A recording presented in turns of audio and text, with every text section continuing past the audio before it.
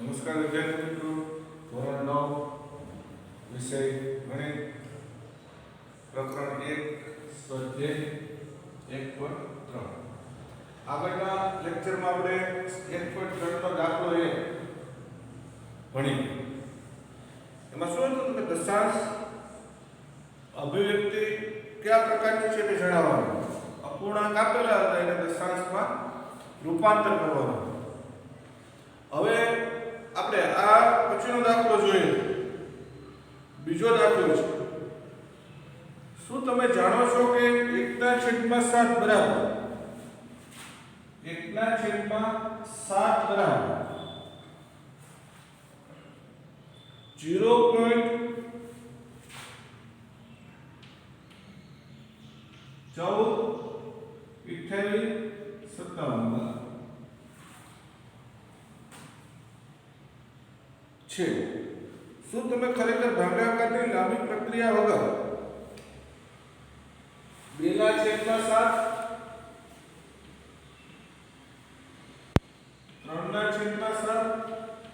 4/7 5/7 અને 6/7 ની દશાંશ અભિવ્યક્તિ શું મળશે તેનું અનુમાન કરી શકશો? હા, તો કેવી છે?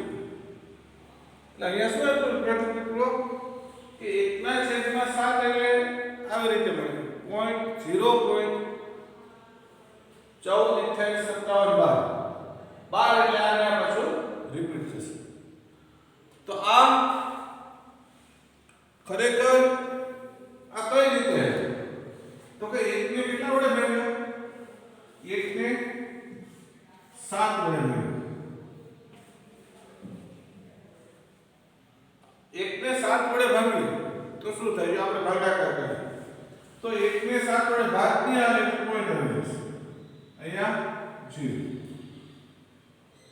હવે 10 છે તો 7 * 7. 10 માંથી 7 જાય તો 3. અહીંયા આવે દર વખતે 1 0 પોઈન્ટ હોય એટલે 1 0 આપણે ઉતારીશું. 1 0 બાજુમાં આપણે દર વખતે લખી શકીએ. 2 0 લખવો હોય તો અહીંયા 0 લખો. 3 છે એની બાજુમાં પાછો 0 ઉતારીએ તો 7 * 7 7 * 14 7 * 4 કેટલા રહ્યા? 2. પાછો 1 0 ઉતારીએ. 7 * 14 કેટલા રહ્યા? 6. 7 * 8 4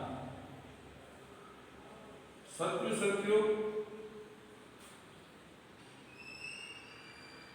7 * 8 7 * 16 17 17 7 5 પાછો 0 સત્યુ 49 એ 0 ઉતારો. 7 * 1 7 3 0 ઉતારો. 7 * 4 કેટલા આવ્યા?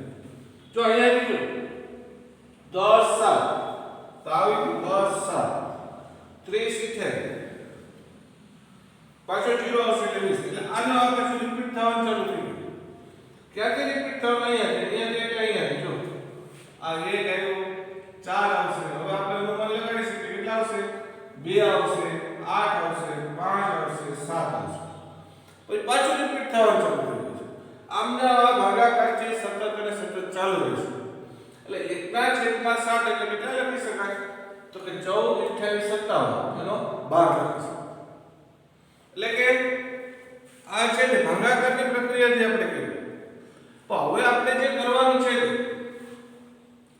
કે ભાગાકારની લાંબી પ્રક્રિયા કર્યા સિવાય આને અપૂર્ણાંકમાં લખી શકાય. 1/7 ની કિંમત આપી આને લખવા હોય આ લખી શકાય. કઈ રીતે? તો પહેલું જોઈએ તો પહેલા છે કેટલા? 2/7.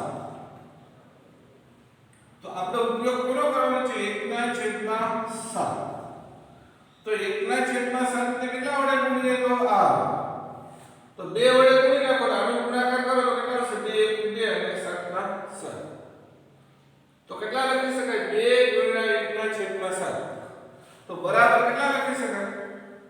2 ગુણ્યા હવે 1/7 ની દશાંશ અભિવ્યક્તિ આપણે ખબર છે કેટલા છે 0.142817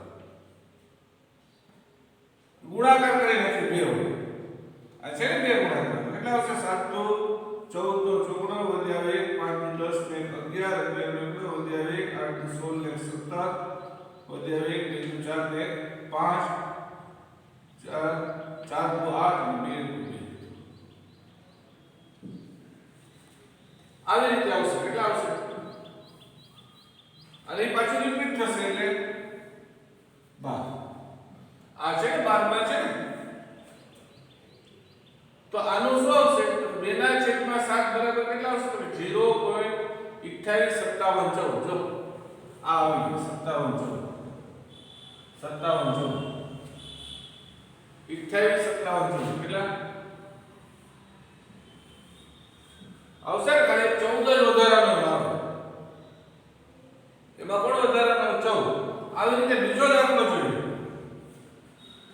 3/7 ઉપયોગ કોનો કરવાનો છે 1/7 નો અને કેટલા વડે ગુણીએ તો 1/7 ને તો 3/7 આવે એટલે 3 વડે તો 3 ગુણ્યા 1/7 ની કિંમત આપણે ખબર છે કેટલા છે તો કે 0.142857 એટલે કેટલા વડે ગુણવાના છે 3 વડે અહીંયાથી ગુણાકાર કરવાનો અહીંથી નો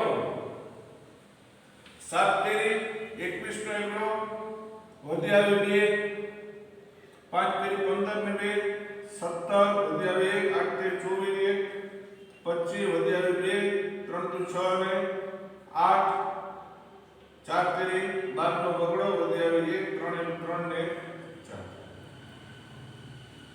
તો કેટલા આવ્યા 42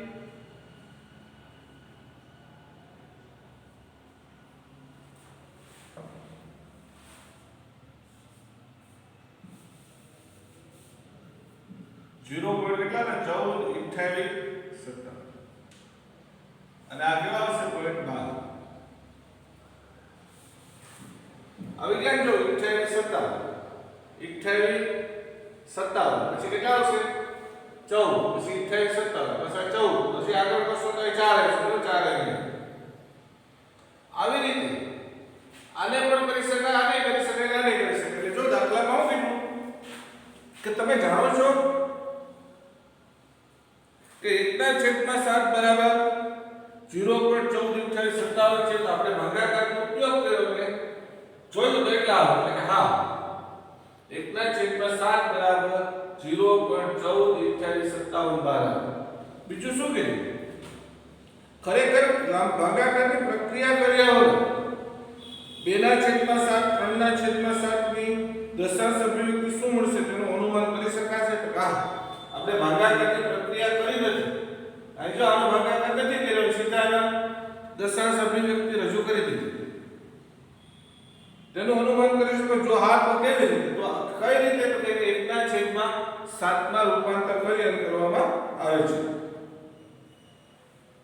1/7 નું મૂલ્ય મેળવતી વખતે તેના શેષનું અવલોકન કરો આ શું કીધું શેષ આ એક આવી ગયું ને આને આવી ગયું છે 50 એટલે રિપીટ થશે એટલે આમને ક્યાં સુધી જશે અનંત સુધી આગળ વધી જશે એનો જો 2/7 થી 3/7 હવે 4/7 નો વર્ગ હોય તો કઈ રીતે કરી શકાય ત્રીજું 4/7 બરાબર પેલા આવતી નાખવાનું 1/7 એની કિંમત આપી અને કેટલા વડે ગુણીએ તો ઉપર 4 આવે 4 * 4 તો આ 4 ગુણ્યા 1/7 ની કિંમત આપણે ખબર છે કે 0.142857 આ 12 ની નિશાની ન ભૂલો અનંત આવૃત છે એના તો હવે સીધો ગુણાકાર કરી નાખીએ કે 14 28 57 ગુણ્યા કેટલા કરવાના છે 4 7 ચોક 28 નો 8 વધે આવે 2 5 ચોક 20 ને 2 22 નો બગડો વધે આવે 2 8 ચોક 32 ને 33 વધ્યા હવે 3 4 2 8 ને 11 11 વધ્યા છોટે છોટે 16 17 નો 7 વધ્યા હવે 4 4 ને 3 તો કેટલા આવે 0.5714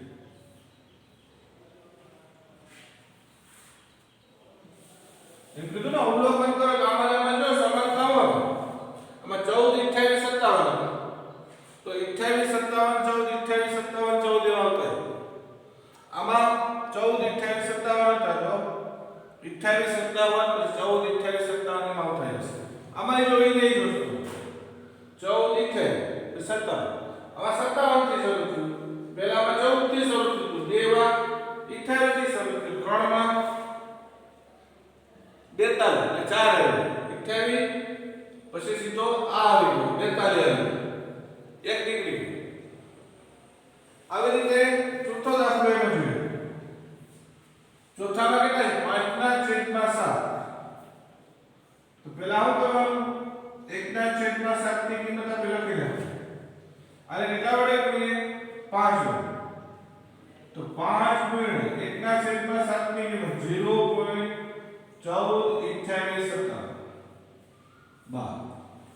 અને કેટલા વડે ગુણવાના છે 5 વડે રફમાં ગુણાકાર કરી નાખો 14 28 57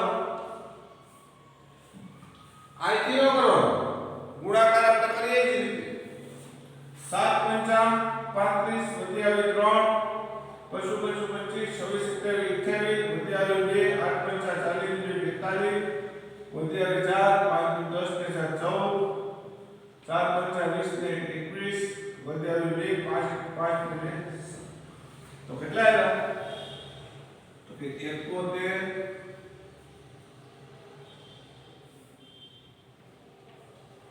જો આ આવ્યા ને 14 58 57 નો 7 નો છે ક્યાં આવ્યો આવે 7 થી શરૂ અહીંયા થી શરૂ જો 7 14 28 57 આમને વાગડ માં આમાં કેટલી શરૂ થયું અહીંથી શરૂ થયું 42 8 57 14 એમને વાગડ આવશે કેમ કે એમાં કોણ છે એક ભાગ્યા 7 તો છે આ ચોથો આવે એટલે એમાં 5 નો છે 6/7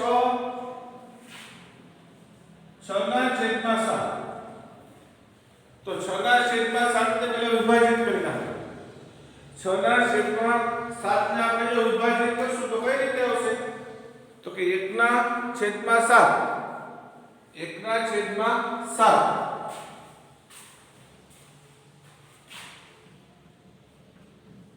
અને કેટલા વડે ગુણીએ તો અંશમાં 6 બરાબર 6 ગુણ્યા 1/7 ની કિંમત ખબર છે 0.142857 તો આને કેટલા વડે ગુણશું 6 વડે તો 7 6 42 ના 2 વધી આવે 4 6 35 ને 4 34 વધી આવે 3 8 6 48 49 51 વધી આવે 5 6 12 ને 5 17 વધી આવે 1 6 24 ને 25 વધી આવે 2 6 9 તો કેટલા આવશે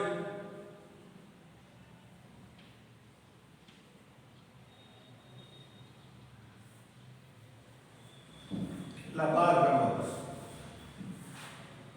આમાં કેટલી શરૂ થયું 8 થી શરૂ એટલે આનો હવે જવાબ પણ આના ક્રમ છે બદલી એનું કારણ તો કે 2 વડે ગુણ્યા આપણે 3 વડે ગુણ્યા 4 વડે ગુણ્યા 5 વડે અને 6 એટલે આ દાખલો છે એવો છે તો સમજવાની જરૂર છે ખાસ એના પછી જો આવો જ દાખલો જોઈએ 5મો છે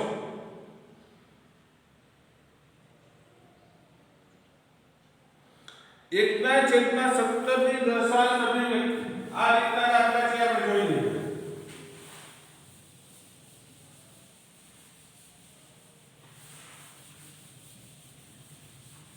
1/17 ની અભિવ્યક્તિ ભાગાકાર કરે એમ કરવાની છે દશાંશ ક્યાંથી પુનરાવર્તિત થાય એ બતાવો કેટલા છે 1/17 તો ભાગાકાર કરવાનો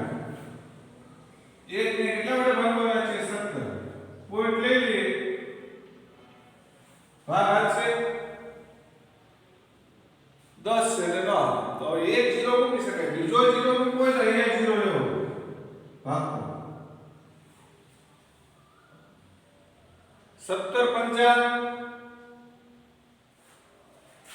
55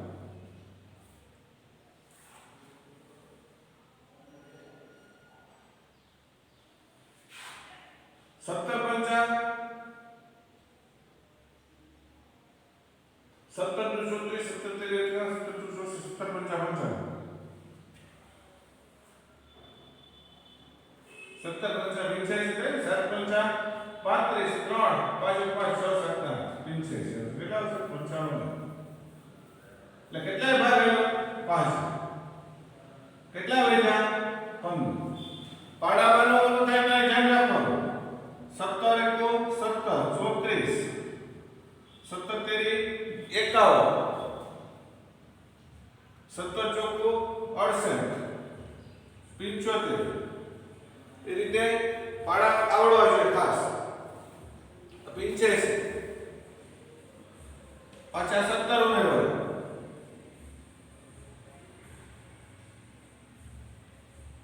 એટલે હવે જો કેટલા 15 આવ્યો તો ભાગ ક્યાં છે 17 34 એ સીધા 17 આવે ભાગ આવશે નહીં તો ઉપરથી ઉતારવો પડે 0 1 0 આપણે ઉતારીશું હવે 150 આ કેટલા 17 1 2 3 4 5 6 7 17 18 17 9 અને 17 10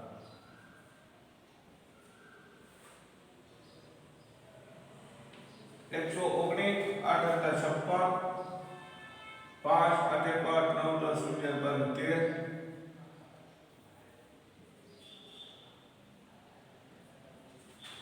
જો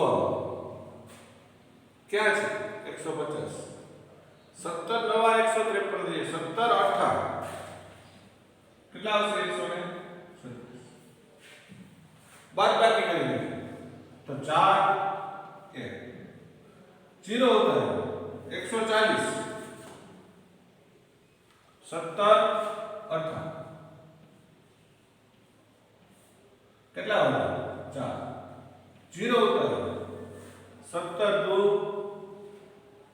34 6 17 तेरी 51 9 0 होता है 17 पंचा 5 0 होता है 17 2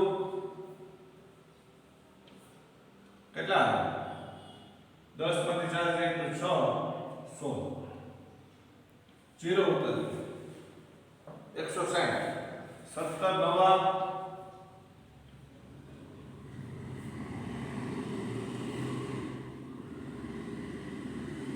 7 पाछो 0 होता है 17 चौकू 68 बी जो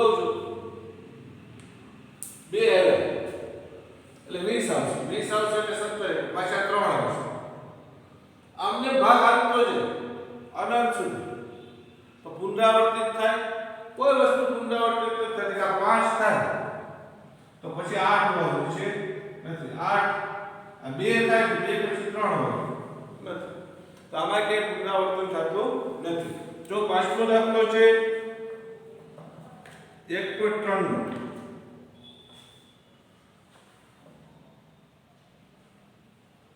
પછી આગળ આપણે ભાગ આપીએ 2 તો કેટલા આવશે 20 17 1 17 3 30 17 1 17 3 30 17 1 17 1 17 34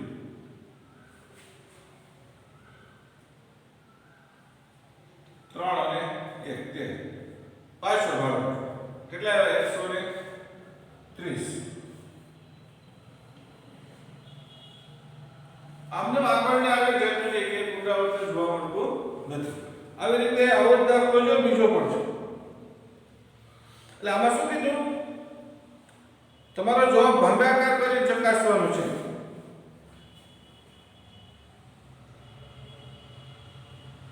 પછી જો એક સમય સંખ્યા વાળો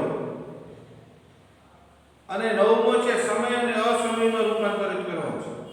તો વર્ગમૂળમાં 23 કેવા છે? અસમય. વર્ગમૂળમાં 225 કોનો વર્ગ છે? 15 નો વર્ગ. 15 નો વર્ગ કેટલો થાય? 225. તો એ સમય છે. પછી સમય સાત દશાંશ હોય તો પણ અસમય. એટલે આવી રીતે આગળ જે દાખલા ગણ્યા એને અનુરૂપ જ દાખલા છે આપણે પણ ગણવાના છે. એના પછી હવે આ ચેપ્ટરની અંદર કોણ માપકનું છે 1.5 એ આગળના લેક્ચરમાં આપણે છે સમય અને અસમય સંખ્યાનું વર્ગીકરણ છે તે સમજશું.